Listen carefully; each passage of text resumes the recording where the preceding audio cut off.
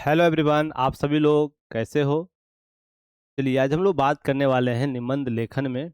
जो आज ये क्लास पहला होगा, जिस पर हम लोग बात करेंगे निबंध में बेहतर अंक कैसे प्राप्त करें। वो न्यूनतम मानक क्या है जिसको आप फॉलो करते हैं लेखन के दौरान, निबंध लेखन के दौरान। तो जो वर्तमान में नंबर आपके आ रहे हैं उसमें बढ़ोतरी की जा सकती है या उसमें और भी बेहतर अंक प्राप्त किए जा सकते हैं। कुछ न्यूनतम मानक है जिसको आप लोगों को ज़रूर फॉलो करने की ज़रूरत है अपने निबंध में।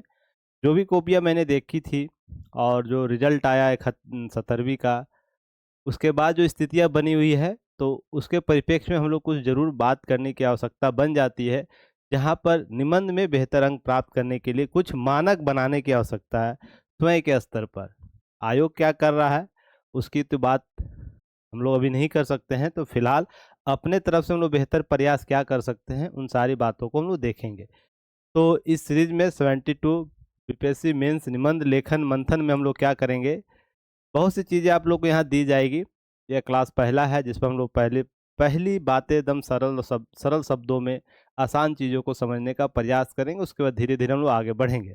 इसमें बहुत सी चीज़ें आप लोगों को दी जाएगी। विचारों में गहराई और मौलिकता कैसे होगी उस पर बात की जाएगी। तार्किक संरचना और प्रवाह कैसे क्रिएट किया जा सकता है, कैसे बनाया जा सकता है, इस पर भी बात की जाएगी।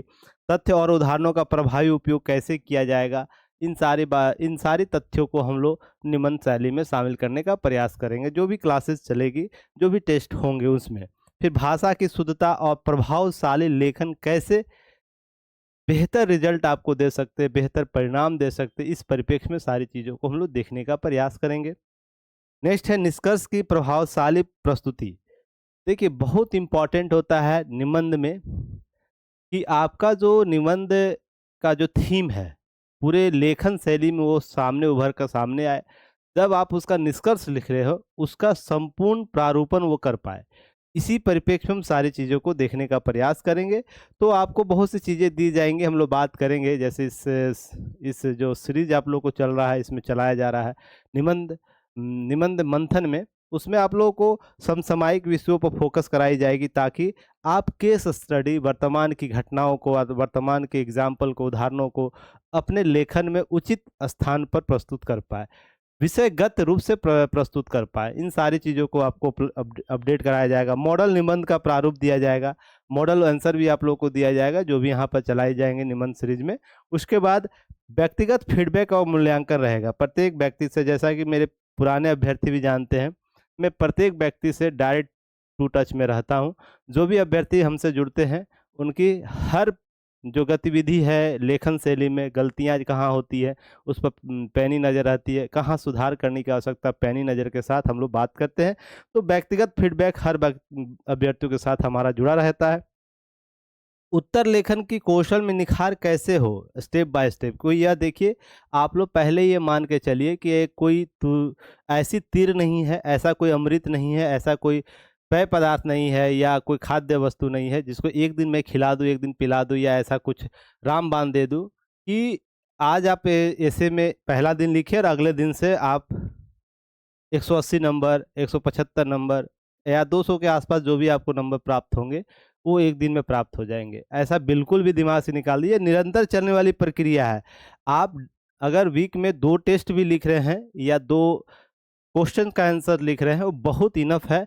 पर ये लगातार होना चाहिए। ऐसा नहीं कि एग्जाम से पहले 10 दिन पहले आप 10 डे पहले आप इसके लिए तैयारी शुरू करें, 15 डे पहले तैयारी शुरू करें या 1 माह, हम 2 महीने पहले की बात करें। ये नहीं है, यह लगातार है। 2 3 4 5 महीने का अगर लगातार प्रयास करते हैं तो आप निश्चित तौर पर, मान लीजिए जब आप एग्ज़ाम हॉल में जब लिखने जाइएगा ना, एग्ज़ाम हॉल में जब उत्तर लिखिए किसी भी प्रश्न का, वो सबसे बेहतर होगा, सबसे अलग होगा और बेहतर तरीके से चीज़ों को कवर कराया जा सकता है। हम उस पर बात कर लेंगे, ठीक है। तो इसके लिए हम लोग लगातार प्रयास करेंगे, लगातार चीज़ों को वॉच करेंगे, लगातार आपकी गलतियों को समझाने का प्रयास करेंगे, सुधार करवाने का प्रयास करेंगे इस शैली में। उसके बेहतर लेखन और परिणाम साथ में लेकर आएगा। तो सही रणनीति, गंभीर अभ्यास और मार्गदर्शन के साथ सफलता निश्चित तौर पर आपको अच्छे परिणाम तक लेकर जाएगी। तो यही पूरा मॉडल है हमारा। तो आज हम लोग देखेंगे टॉपिक हम लोग का क्या है, निबंध में बेहतर अंक कैसे प्राप्त करें। तो सबसे पहले हम चीज़ों को समझेंगे और आगे बढ़ेंगे। तो ये जो सीरीज चल रहा है आप इसको ज्वाइन कर सकते हैं, जो बच्चे हैं और नहीं तो जो क्लासेज यूट्यूब पर रहेगी वो बिल्कुल फ्री रहेगी, आप लोग उसको देखकर अपने में भी सुधार कर सकते हैं। अगर किन्हीं व्यक्ति विशेष को लगता है कि नहीं हमसे डायरेक्ट बात करके चीज़ों को मेंटरशिप प्रोग्राम के तहत एक स्टेज वे प्रोग्रेस के तौर पर हम लोग चीज़ों को देखें, स्टेप बाय स्टेप चीज़ों को ठीक करने की कोशिश करें, तो ज़रूर हमारे बैच से ज्वाइन कर सकते हैं। बहुत ही अफोर्डेबल प्राइस पर है 999 में। और ध्यान रखिएगा यह ऑनलाइन केवल है, ऑनलाइन व्यवस्था है जहां पर आप लोगों को व्हाट्सएप ग्रुप बनाया जाता है, जहां पर मैं और हमारी टीम उसमें रहती है।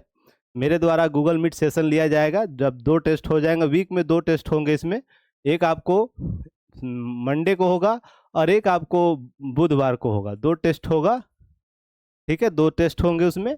और ये 2 टेस्ट जब हो जाएगा तो सैटरडे को मैं क्या करता हूँ, सैटरडे या संडे को जो आवश्यकता अनुसार होगा उस दिन गूगल मीट सेशन में लेता हूँ, गूगल मीट, जहाँ पर जो दोनों टेस्ट होंगे वहाँ पर जो भी गलतियाँ आपकी कॉपी रिव्यू करके दी जाएगी, प्लस जो भी गलतियाँ होंगी आपको लाइव गूगल मीट सेशन में वो चीज़ें सॉल्व कराई जाएगी, और क्यों गलती हो रही है, क्यों नहीं करनी चाहिए, तो उस पर बात की जाती है, ताकि बच्चे के साथ 2 वे कम्युनिकेशन बनाई जा सके।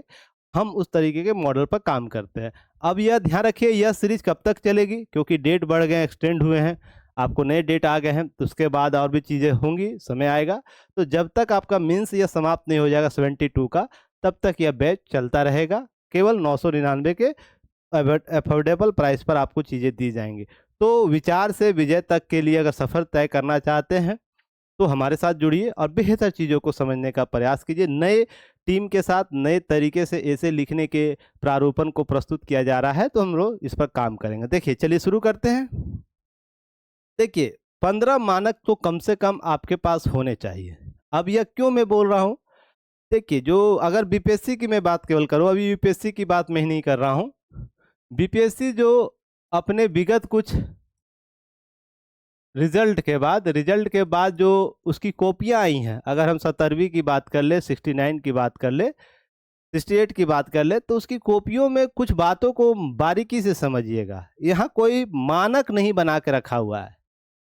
सबसे पहले तो आप लोग ये दिमाग में डाल लीजिए, जो पहली प्रवृत्तियाँ होती थी निबंध लिखने, जैसे बलराम तिवारी जी के समय में, विकास दिव्यकीर्ति जी के समय में, अभी वो कर रहे हैं काम। मानक जो रहता था पहले, वो मानक के आधार पर आपको नंबर मिलते थे। पर जब से बीपीएससी में निबंध का ऐसे का पार्ट जुड़ा है ना, यहाँ वो सारी मानक की धज्जियाँ उड़ा दिया ये लोग। कॉपी रिव्यू करने के बाद आप स्वयं देखें, कॉपी देखने के बाद आप स्वयं आकलन कर रहे होंगे कि कोई मानक स्टैंडर्ड नहीं है, किस फॉर्मेट में जो पहले से चली आ रही निबंध शैली लिखने की, वो शैली को अपना के अच्छे अंक प्राप्त किए जा सकते हैं। अगर मान लीजिए किसी को 194 नंबर मिला है, तो यह ज़रूरी नहीं है कि वो सबसे जो प्रमाणिक मानक है उसको फॉलो करके प्राप्त किया होगा। हो सकता है वो लिखने के बाद वो प्राप्त किया, क्योंकि उनकी कॉपियाँ अभी आई नहीं है। कॉपियाँ अगर दिख जाएगी तो समझ में आ जाएगा, पर कुछ कॉपियाँ देखने के बाद यह जरूर स्पष्ट तौर पर किया जा सकता है। 69 की कॉपी, 68 की कॉपी जो इससे लेखन शैली के प्रारूप पर है नहीं। ये मैं बीपीएससी के फॉर्मेट में बोल रहा हूँ। बीपीएससी जो कॉपियाँ उपलब्ध करा रही है, बच्चों के जो टॉपर बन रहे हैं, जिनकी कॉपियाँ सामने आती है, उनके कॉपी के आधार पर बात हो रही है। तो आप लोग भी ज़्यादा चीज़ों को लेकर है ना, ईगो पर मत ले लीजिएगा, या यह नहीं समझिएगा कि मानक के आधार पर ही हम आंसर लिखेंगे। जो मानक के आधार पर, जो क्या मानक, जो ऐसे लेखन का मानक होता है जिसके आधार पर बहुत से फॉर्मेट क्रिएट किए जाते हैं। पहले ऐसे होनी चाहिए, हेड और टेल होनी चाहिए, टेल बातों को अच्छे तरीके से एक्सप्लेन करना है, हेड बातों को स्पष्ट करना है। जो कॉन्सेप्ट है, निबंध के विभिन्न रूप होते, उसके अनुसार निबंध को लिखना है, उस शैली में लिखना है। तो ये सब नहीं चल रहा है बीपीएससी में। बीपीएससी में चल रहा है कुछ बातें जो लास्ट में मैं बात करूंगा, पर उस बीच में अगर मान लीजिए हम अभ्यर्थी हैं, तो कम से कम न्यूनतम चीज़ें तो होनी ही चाहिए ना, जिसके आधार पर अगर कॉपी चेक करने वाले परीक्षक है, उनकी थोड़ी मानसिक स्थिति सही रहेगी उस दौरान, आपकी कॉपी चेक करने के दौरान, तो आपको बेहतर अंक दिया जा सकता है। तो 15 मानक क्या हैं जिसके आधार पर हम उच्च अंक प्राप्त कर सकते हैं। अगर आप ये प्रारूप अपनाते हैं तो हम बीपीएससी को क्लेम भी कर पाएंगे, हाँ भाई मेरा तो मानक सही था, जो आप पैटर्न यूज़ कर रहे हैं, जो आप तरीका अपनाए हो, उसके आधार पर तो मेरा कॉपी अच्छी है, और 17वीं की कॉपी आ जाने दीजिए। जो मार्किंग कॉपी है, मूल्यांकित कॉपी है, उसके बाद चीज़ें और स्पष्ट हो जाएंगी।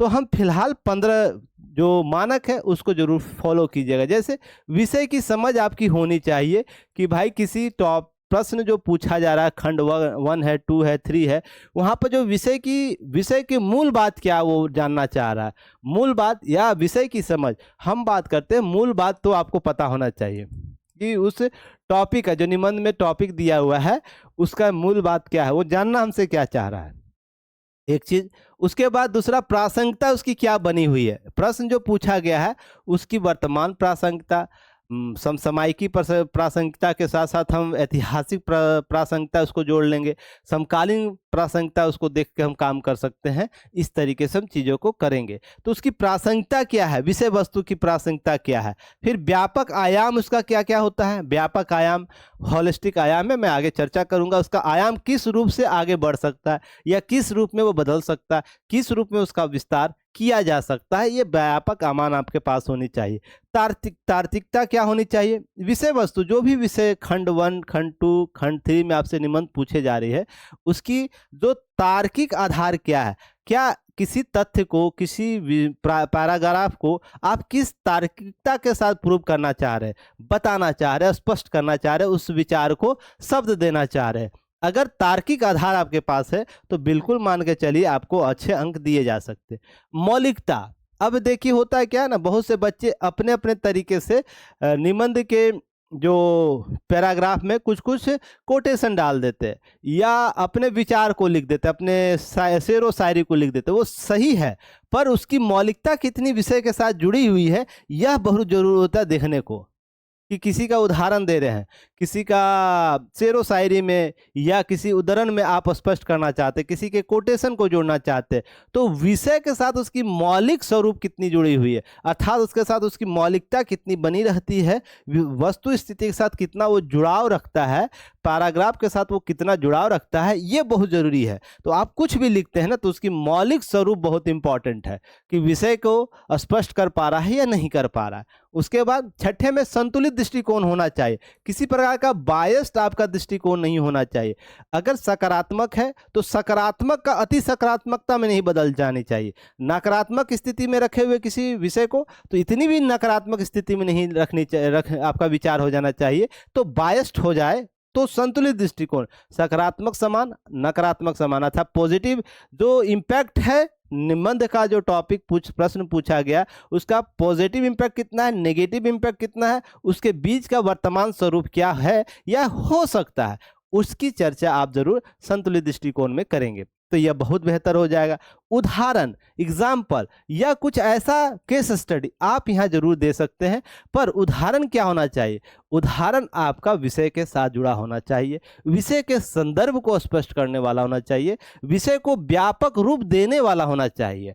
ऐसा नहीं कि निबंध कुछ भी आप उदाहरण, निबंध में कुछ भी उदाहरण दे के निकल जाएंगे, ऐसा बिल्कुल भी नहीं होता। अगर देते हैं तो बहुत बेहतर परीक्षक जो होंगे, जो कॉपी चेक करेंगे, तो ध्यान रखिएगा आपको कहीं ना कहीं यहाँ पकड़ा जा सकता है। तो एग्जाम्पल को बेहतर करने की कोशिश करना है।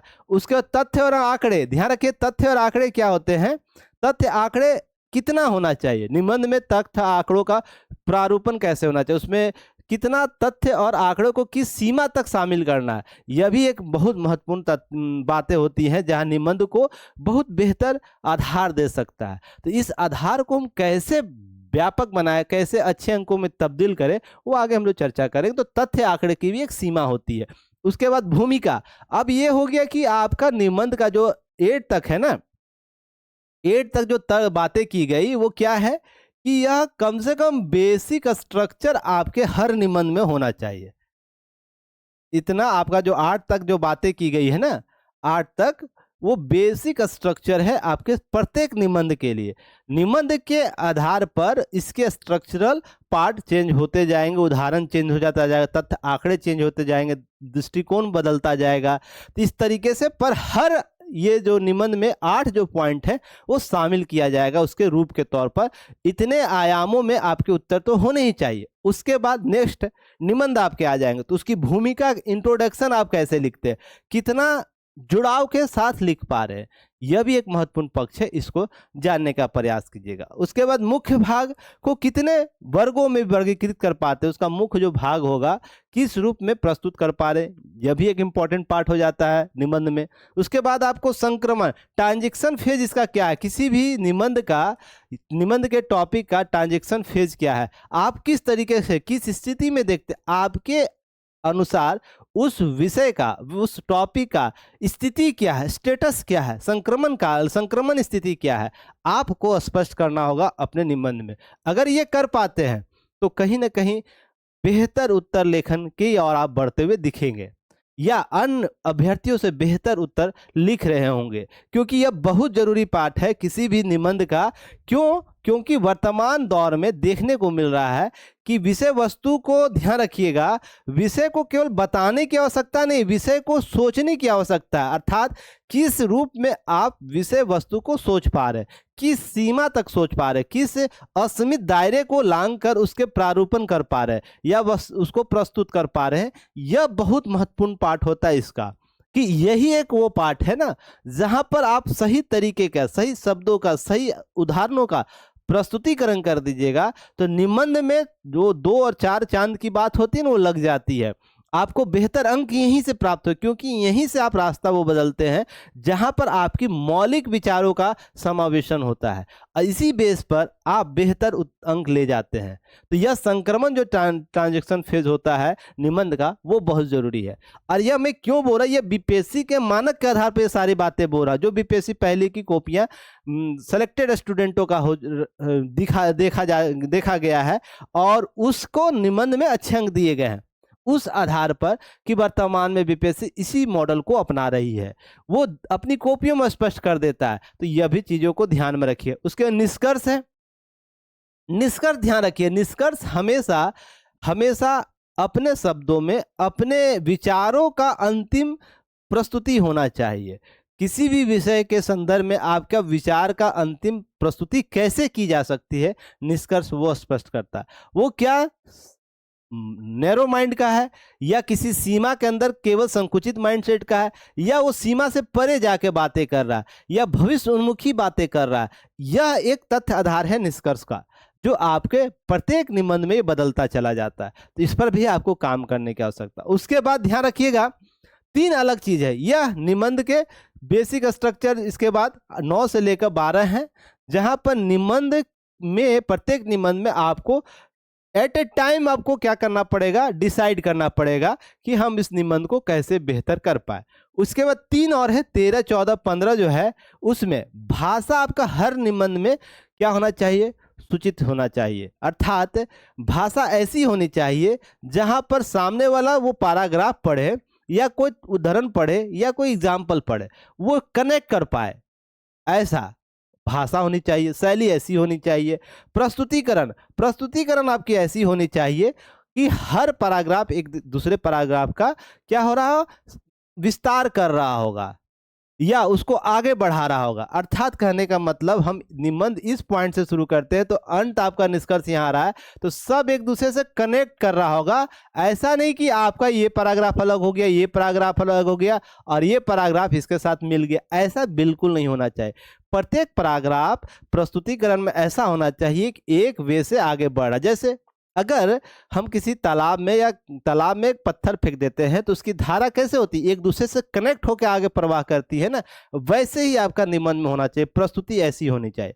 और सबसे लास्ट में जितने देर 1 घंटे का आप ऐसे लिख रहे एक पार्ट का, तो समय प्रबंधन इंपॉर्टेंट है। ऐसा नहीं कि किसी भी खंड 1 का, खंड 2 का या खंड 3 का निबंध एक लिख रहे हैं तो किसी एक खंड का आप समय ज़्यादा दे दे और दूसरे को कम लगा दे, यह बिल्कुल नहीं है। अगर आप मान लीजिए औसतन आप 50-50 मिनट लगा रहे तीनों में, तो 50-50 मिनट में आप सारी चीज़ें लिखने की कोशिश करें, यह एक दिन में हो नहीं पाएगा। या 45 मिनट में ही निबंध लिख पा रहे हैं आप, तो आप ध्यान रखिए वो समय प्रबंधन आपको आज से सीखनी होगी कि एग्जाम हॉल के दिन हम 45 से 50 मिनट में एक निबंध जरूर ऐसा लिखें जिसके आधार पर हमको सारे मानक भी आ जाए, बेहतर उत्तर लिखन भी हो जाए, प्रस्तुतिकरण भी बेहतर हो जाए। तो यह लगातार प्रयास है और यही प्रयास हम लोग आपको निबंध लेखन में, निबंध आपको जो मंथन है, सीरीज है, उसमें उपलब्ध कराएंगे। और ये लगातार होगा, वीक में 2 क्वेश्चंस लिखने आपको है और 2 क्वेश्चन का एनालिसिस कर लेना है और वो आपको लगातार एनालिसिस कीजिएगा तो ये बेहतर परिणाम धीरे धीरे आपको दे जाएगा। अब एक चीज़ और ध्यान रखिएगा, निबंध में विचारों की गहराई और प्रस्तुति की स्पष्टता आपकी पहचान होनी चाहिए। आपकी स्पष्टता या पहचान आपको दिख जाने चाहिए पूरे निबंध में। विचार आपके कैसे हैं, गहराई क्या है, प्रस्तुतिकरण की तरीका और स्पष्ट स्थिति उसकी हो पा रही है कि नहीं, ये आपके एक निबंध में, दूसरे निबंध में, तीसरे निबंध, हर निबंध में होनी चाहिए। तो अंक आपको बेहतर मिलेंगे। ऐसा कि नहीं निबंध पढ़ लेने के बाद ऐसा नहीं लगे परीक्षक को कि या कहीं ना कहीं फंसा हुआ है, वो नैरो माइंड में फंसा हुआ, या विचारों में अभिव्यक्ति नहीं है, विचार को अधिक आयामों तक नहीं ले जा पा रहा है। यह सब बहुत महत्वपूर्ण पक्ष है। तो आपको ध्यान रखना है कि जब हम कंटेंट लिखते हैं, कॉन्टेक्स्ट लिखते हैं, कॉन्सेप्ट लिखते हैं, एग्जाम्पल्स, एनालिसिस, बैलेंस और प्रेजेंटेशन, तो आपको बेहतर निबंध आपको कराएगा। ये कुल मिलाकर बेसिक 15 मानक है जिसके आधार पर आप निबंध लिखने की कोशिश कीजिएगा और ये लगातार प्रयास होगा, समय के साथ प्रयास करिएगा तो आप निश्चित तौर पर मानिए आप बेहतर अंक प्राप्त करेंगे। और यह बनी बनाई बातें नहीं है, यह हमारे अभ्यर्थियों द्वारा आपको लगातार प्रयास करने के बाद नंबर मिले हैं, ठीक है ना। तो ये सब सारी चीजें आपको कराई जाएंगी। चलिए आगे बात करते हैं। इसी को बेहतर निबंध लेखन को अगर हम बात करें, वो तो शॉर्ट फॉर्म में था, फ्रेम बना के दे दिया गया। अब है कि मानक में अगर हम बात करते हैं, मानक आपका है, मानक यहाँ नीचे दिया गया है। क्या अपेक्षित करता है आपसे परीक्षक, जो कॉपी रिव्यू कर रहा है, आपसे क्या अपेक्षा करता है, किस तरीके की शैली, किस तरीके का वो भाव रखता है जिसके आधार पर आपको अच्छे अंक देने के लिए वो प्रेरित हो। यह सबसे इंपॉर्टेंट, तो इसको समझिएगा। विषय की समझ अगर आप रखते हैं तो किस प्रकार की समझ होनी चाहिए, कि हम कैसे बात बोल देंगे कि विषय की समझ आपको है, कुछ तो मानक होगा ना, अपेक्षित भावना होगी। तो मान लीजिए मेरे पास कोई कॉपी आता है, उसको चेक करते हैं, जैसे आप लोग का अभी 71 वाली कॉपी अपलोड होगी तो आप लोग सब लोग भेजिएगा मुझे कॉपी। तो मेरे दिमाग में किसी क्वेश्चन के संदर्भ में क्या चल रहा है, आपसे हम क्या अपेक्षा कर रहे हैं, वही अपेक्षा एक परीक्षक का यहाँ लिखा हुआ है।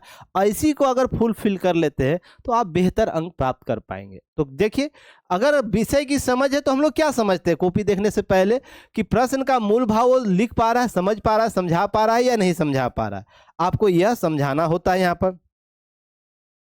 क्लियर है, मूल भाव आप समझा पा रहे या नहीं समझा पा रहे, कीवर्ड पकड़ पा रहे या नहीं पकड़ पा रहे, डिमांड का सही, डिमांड जो है क्वेश्चंस का वह सही समझा पा रहे या नहीं समझा पा रहे।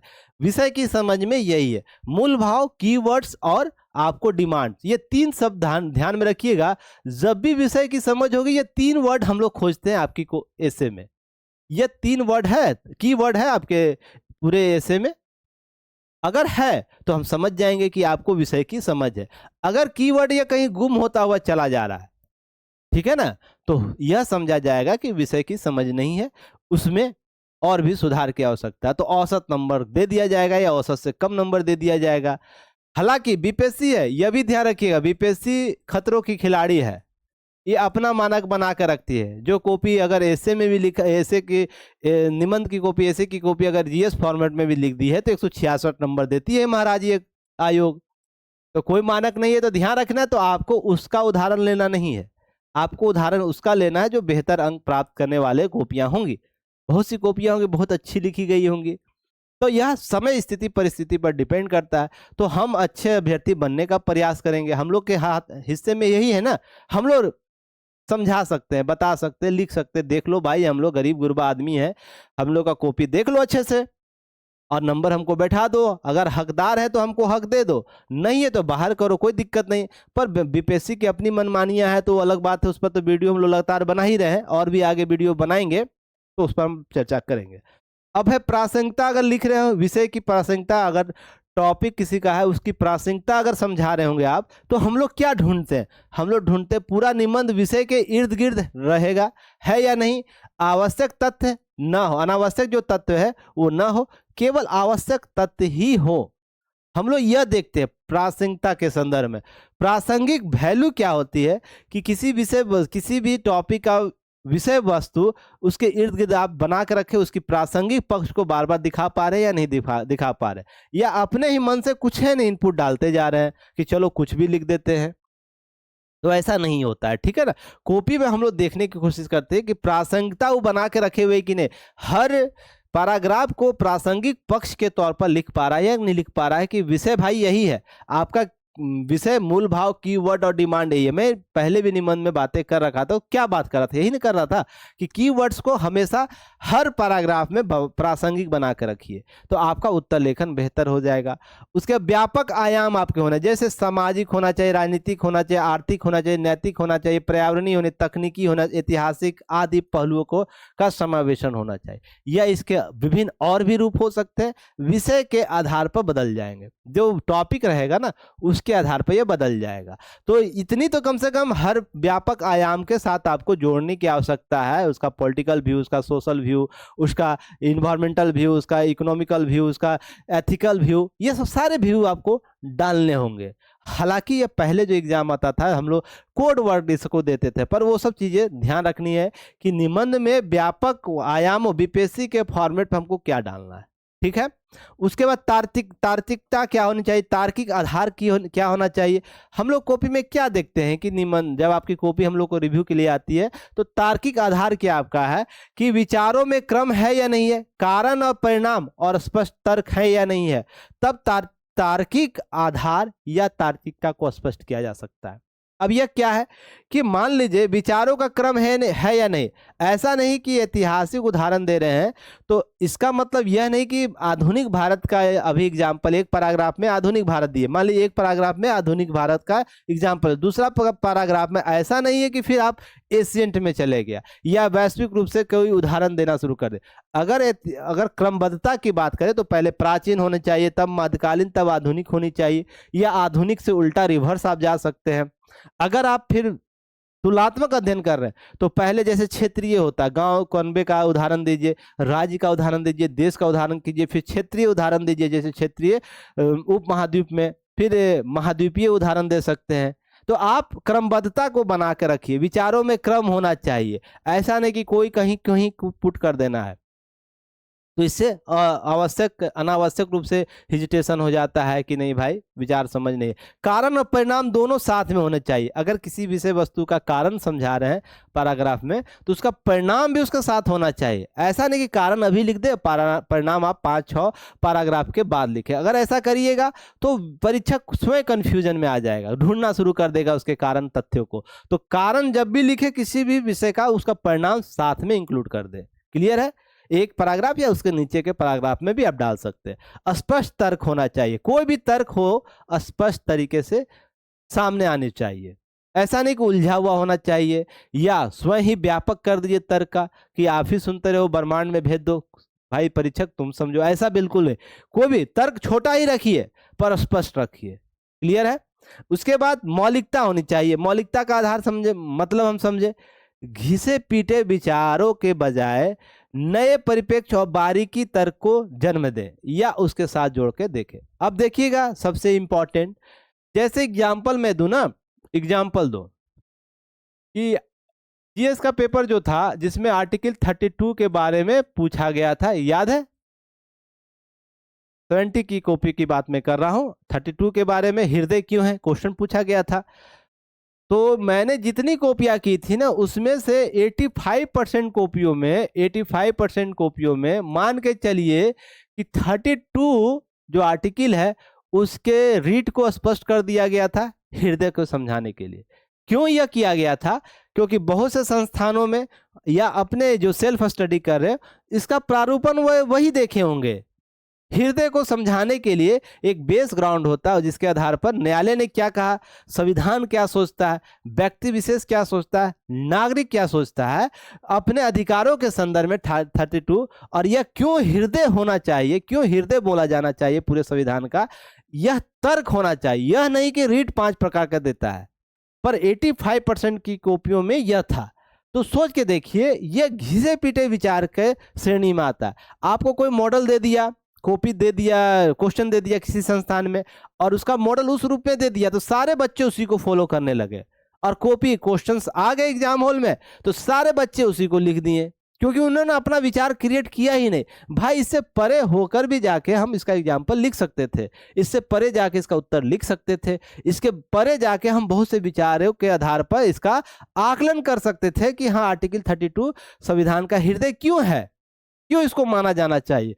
तो अगर आप वही घिसे पीटे विचार निबंध में लाइएगा तो आपका मौलिक आधार गायब हो जाएगा। तो कोचिंग संस्थान जो भी आपको दे रहे हैं कोशिश कीजिए कि आप उससे अलग अपने विचार को क्रिएट कीजिए, वही कॉपियां सारे लोग फॉलो कीजिएगा तो कहीं ना कहीं समस्या आएगा कि औसत अंक आपको सबसे पहले आप ही को मिलेंगे। नो डाउट अपने कोचिंग संस्थान सबके अपने अपने कंटेंट है, तो उसमें मौलिकता लाने की कोशिश स्वयं के स्तर पर करें, एग्जाम्पल के साथ, उदाहरण के साथ, केस स्टडी के साथ या उत्तर लिखने की शैली में। जब कॉपियों की बात करता हूं ना मैं, तो ऐसे ऐसी कॉपियां देख के कभी कभी हंसी लगता है ना, लगातार कॉपियां एक ही उदाहरण दिए जा रहे हैं। बाबा भीमराव अम्बेडकर का वही कोटेशन है, महात्मा गांधी जी का वही कोटेशन, नारी उत्थान के लिए वही कोटेशन है। तो यह हद तब हो जाती है ना, लगातार आपको 50 कॉपियों में वही उदाहरण देखने को मिल जाएगा। तो क्या होता है कि एक समय के बाद परीक्षक भी जो है ना वो रिजिड हो जाएगा, सब एक ही फैक्ट्री से निकला हुआ माल है। तो क्या होगा, उसको एक आइडियोलॉजी क्रिएट कर लेता है। ऐसा कॉपी अगर उस बीच में कोई अच्छा कॉपी आ जाता है तो फिर उसको भी उसी परिप्रेक्ष्य में आंख लेता है, भाई ये कहाँ सा लगा, वो उसी का होगा, थोड़ा सा नया कर लिया होगा। तो हर व्यक्ति विशेष को क्या करना है, अभ्यर्थी को अपने विचारों में मौलिकता लानी है। और ये बहुत बड़ा कॉन्सेप्ट नहीं है, आप लगातार प्रयास कीजिएगा, लिखने की कोशिश कीजिएगा तो यह उत्तर प्राप्त हो जाएगा। ध्यान रखिएगा, संतुलित दृष्टिकोण होना चाहिए, केवल पक्ष या विपक्ष नहीं, दोनों पक्षों का विवेकपूर्ण विश्लेषण होना चाहिए। सकारात्मक पक्ष जितना बल दे रहे होंगे, नकारात्मक पक्ष पे भी उतना बल देना है। उसके बीच तुलना करनी है, तुलनात्मक अध्ययन के साथ विश्लेषण होना चाहिए विवेकपूर्ण, अर्थात कोई कॉन्सेप्ट के आधार पर, कोई तर्क के आधार पर, कोई आधार बेस ग्राउंड के आधार पर आप इसका मूल्यांकन करेंगे। और यह तब होगा संभव जब ये लगातार प्रयास कीजिएगा, एक दिन का यह कॉन्सेप्ट है नहीं। अब विपक्ष आप लिख रहे हैं, नेगेटिव बातें ज्यादा समझ आ रही, तो पॉजिटिव बातें उतना ही परिप्रेक्ष्य में लिखने की आवश्यकता है। उसका विवेकपूर्ण विश्लेषण होना चाहिए, तुलनात्मक अध्ययन होना चाहिए, आपके तर्कों के आधार पर, सही तथ्य आधार के बेस पर उसका मूल्यांकन करेंगे। तो इतना हो गया आपका। हम लोग जो देखते हैं आपकी कॉपी जब आएगी तो यह मानक आपके कॉपी में है, फॉलो कर रहे हैं। अगर फॉलो कर रहे हैं तो आपको बिल्कुल आपको 180-90 दिया जाएगा, 190 दिया जाएगा। आप सोच के देखिए, मैंने लगभग 700-800 कॉपियां मैंने बोला कॉपी चेक किया हूं, उसमें से मैंने के हाईएस्ट नंबर आपको 184 नंबर दिया था, सॉरी 186 नंबर दिया था। और बीपीएससी का हाईएस्ट नंबर कितना, 194 है शायद ना। और किसी किसी संस्थान में को बच्चों को 200 प्लस नंबर दिए गए थे। जो बच्चा मेरे पास, जिसको मैंने दिया 152 नंबर, 168 नंबर, तो सारे बच्चों ने बोला कि सर मैं कहीं और चेक कराया था तो मुझे 200 अप्रोक्स 180 के अप्रोक्स दिया गया। तो मैंने केवल एक ही शब्द बोला था, वेट कीजिए रिजल्ट का। आपको उस और देखिए, सुधार करना और किसी भी बैकग्राउंड में अपने आप को मान लेना हम ही सर्वश्रेष्ठ है, अंतर है ना।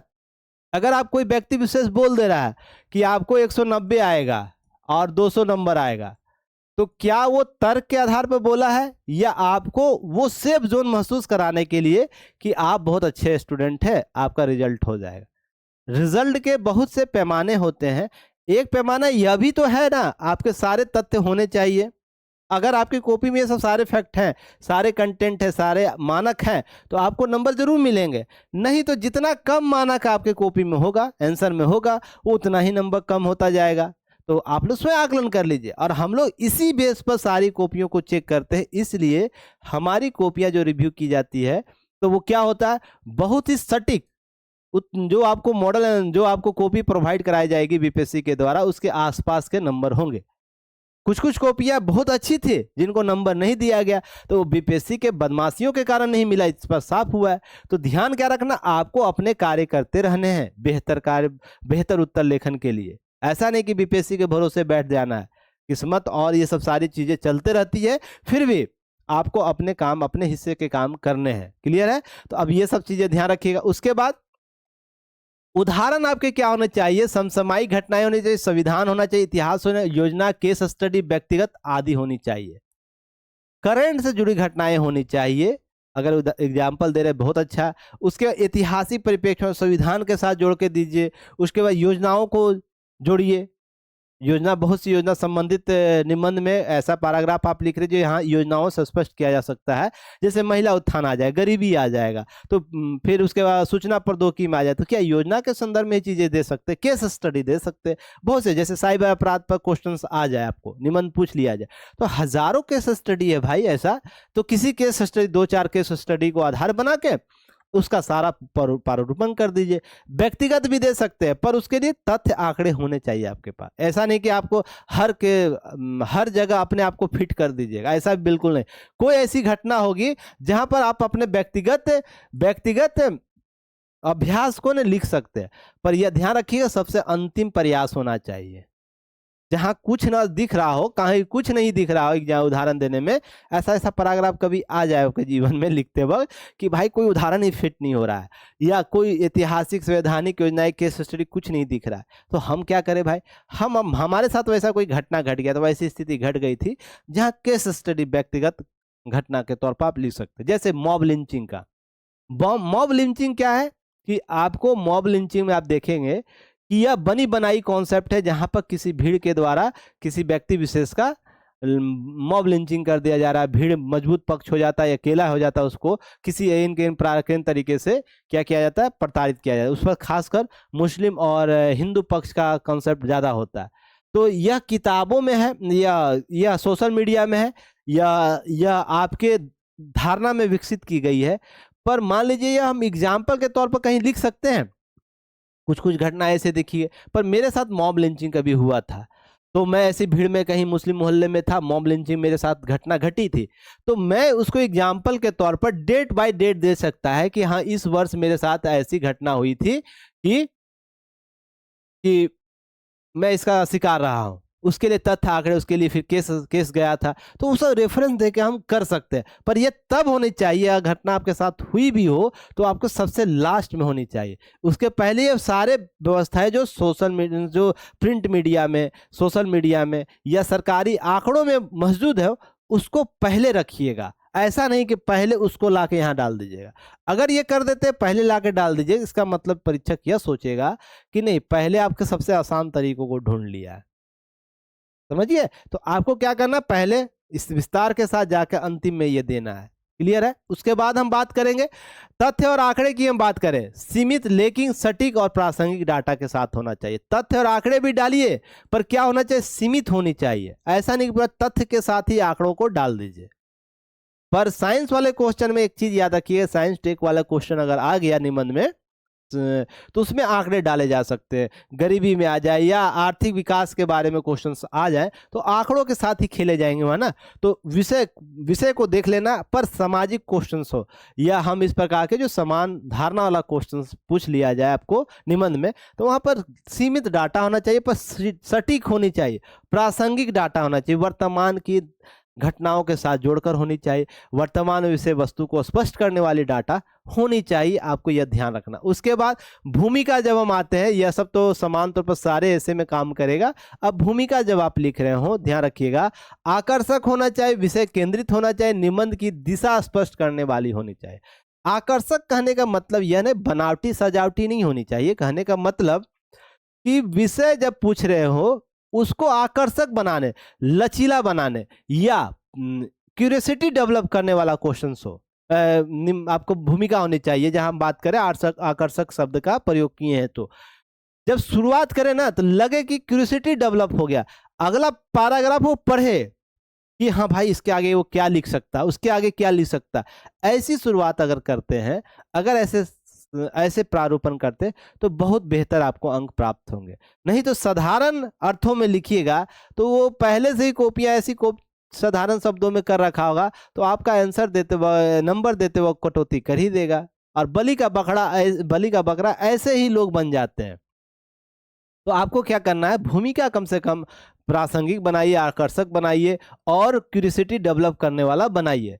निबंध को दिशा स्पष्ट करने वाला दीजिए। तो इस तरीके से भूमिका बेहतर हो। मुख्य भाग को ध्यान रखिएगा, स्पष्ट हेडिंग पैराग्राफ के साथ क्रमबद्ध जो अरेंजमेंट होने चाहिए। स्पष्ट पैराग्राफ, हेडिंग पैराग्राफ कहने का मतलब कि ये नहीं कि जीएस वाला फॉर्मेट में जो हेडिंग पैराग्राफ देते, ये नहीं कह रहे हैं कि जब आप निबंध शुरू कर रहे हो तो मान लीजिए आप ये शब्द को अंडरलाइन कर दीजिए। अंडरलाइन होता है ना शब्दों को, जो हेडिंग बनाना चाहते हैं उसको अंडरलाइन कर दीजिए, ताकि वो परीक्षक स्वयं देख ले कि भाई ये हेडिंग टाइप का है।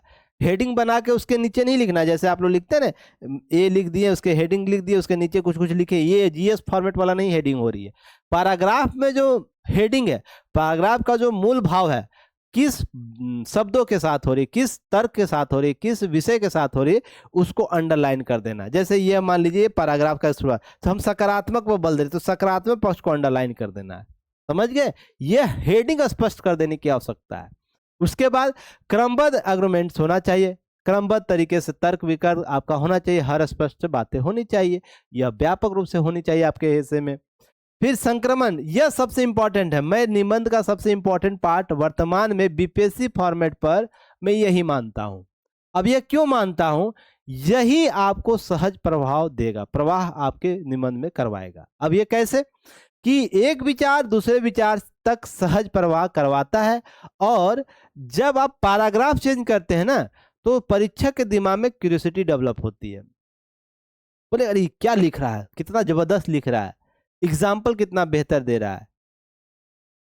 तो ये चीज ध्यान रखिएगा, जब तक क्यूरियोसिटी डेवलप नहीं कीजिएगा पैराग्राफ के साथ, संक्रमण फेज वाला कॉन्सेप्ट डेवलप नहीं कीजिएगा ना, तो नंबर ऐसे ही आपको मिलेंगे 152, 150, 135, 140। फिर दूसरे जगह कॉपी चेक कराएगा तो बोलेगा कि आपको इसमें तो नंबर 190 मिलना चाहिए था, पर जब रिजल्ट आता है उसमें 134, 135, 140, 150 के आसपास रहते हैं आप लोग।